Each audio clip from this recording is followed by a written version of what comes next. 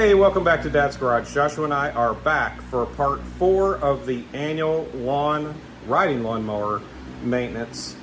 And this one's going to be all about changing the blade. So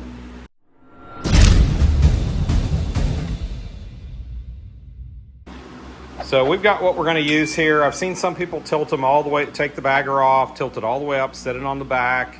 I guess that could work. You know, there's different methods here.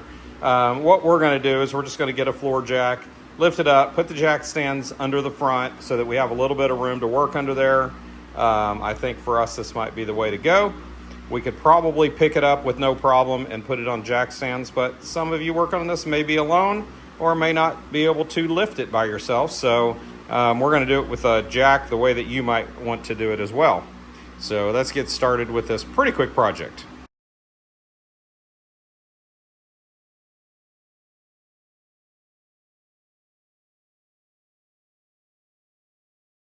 Okay, so before we get too crazy about starting to work with this blade, we know we have safety switches over on the other side and the chute is not attached. So this thing should have no power to it, but we're going to take one extra safety precaution. The last thing you want is this thing to fire up while you're trying to take a blade off.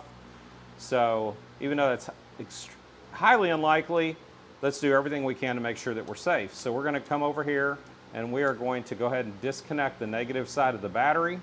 So on this particular lawn tractor, we're going to need a 7/16. Yours may be different, but this one is a 7/16.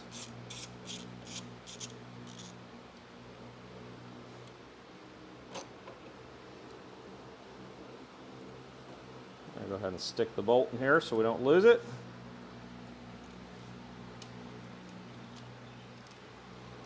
And now we've gone through multiple safety precautions to make sure this doesn't fire up. We've got a safety switch on the seat.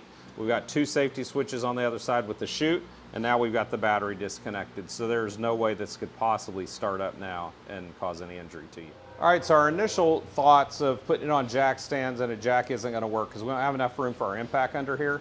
Now, if you're working with just a regular socket wrench or something, it does create a little bit more complication because the blade's probably going to spin, so you'll probably have to block it with a piece of wood.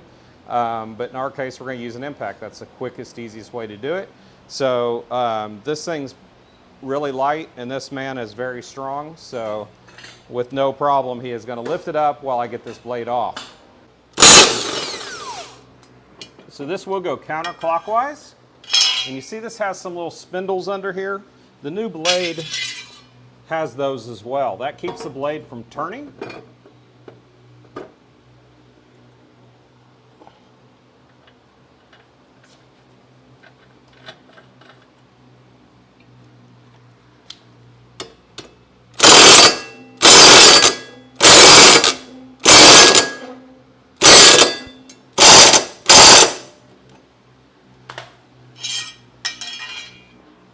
You're good. And there you go. That's how quick and easy this project is. Having some big muscles over there really helps, but there are other ways that you can figure out to get this thing up off the ground so you can work on it. But very simple project, especially with an impact, makes it much easier. But now we're going to be able to cut nice. Look at this old blade. Look at this. This thing was beat to death. Now, we bought this thing used, so I don't know if the guy had ever changed the blade, but this thing is in bad, bad shape.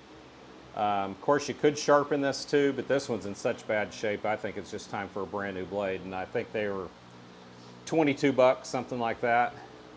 But this old piece of junk, no wonder it wasn't cutting good. It's a mess. So anyway, that gets this one done. Like I said, very simple project. I hope you enjoyed all 4 parts of the series, and we will catch you next time right here on Dad's Garage.